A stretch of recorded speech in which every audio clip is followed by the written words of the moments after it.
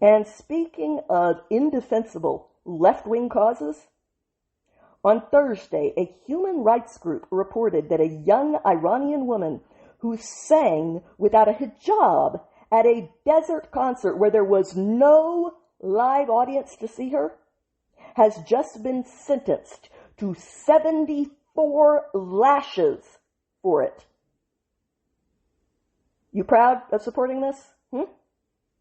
This brutal but far from uncharacteristic punishment was reported on one day after Tehran signed a temporary deal with Washington.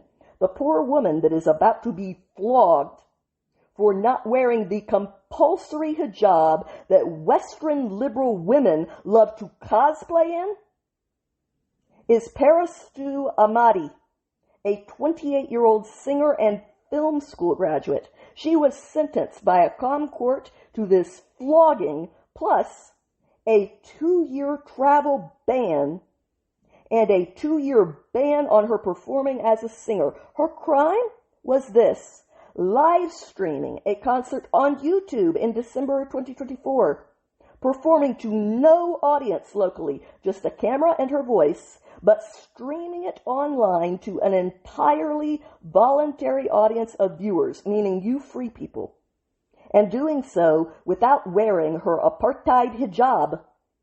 8 musicians and crew members that were involved were sentenced alongside her, all convicted of the crime of offending public decency. But Miss Ahmadi is no stranger to defiance. During Iran's 2022 uprising, she rose to prominence with her stirring rendition of From the Blood of the Youth of the Homeland, which was how she became a symbol of the resistance. Now, she will face the lash of a man's whip for singing folk songs in a way that he did not give her permission to. Your team, feminists.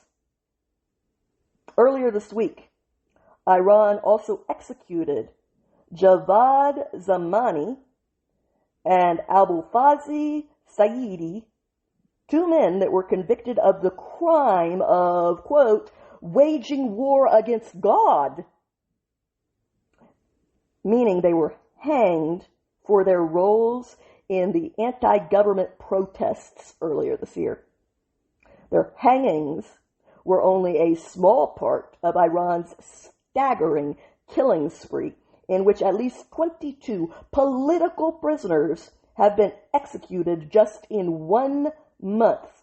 Between the end of March and the end of April alone, roughly 1 hanging every other day, many of them following trials that included torture and forced confessions.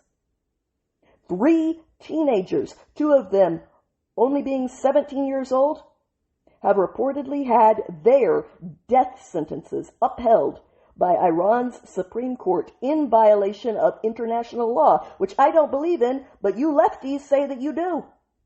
So now what? You got to choose between the 2 principles you claim to believe in. Against the death penalty,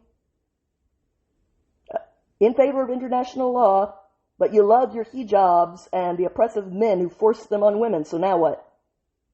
While you sort that out, the researcher Esfandiar Aban at the Center for Human Rights in Iran noted that the use of the death penalty as a political tool on this scale has not been seen since the 1980s. Meanwhile, BS propaganda to prop up and justify a very bad deal with these same people continued to flow from the current administration. I told you I'm not a team player. Don't expect me to be one. When you do something good, I'll praise it as good. When you do something bad, I'm going to call it out as bad. That's the deal.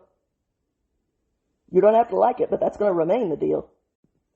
At the G7 this week, shortly after agreeing to the Memorandum of Understanding with Iran, President Trump tried to con everyone about his Iranian counterparts, suddenly saying they're not radicalized and they're, looking to help their country. They were nice to deal with. They were strong people, smart people.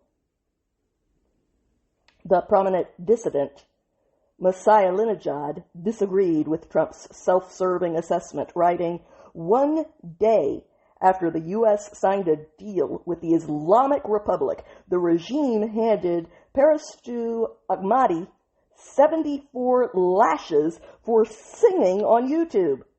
A woman's voice scared them more than any superpower ever could. This is not a normal government. This is apartheid against women."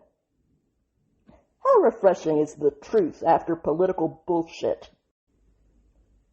So to be clear, the men who are flogging women with a whip for not wearing the compulsory hijab that they imposed on them are the good guys,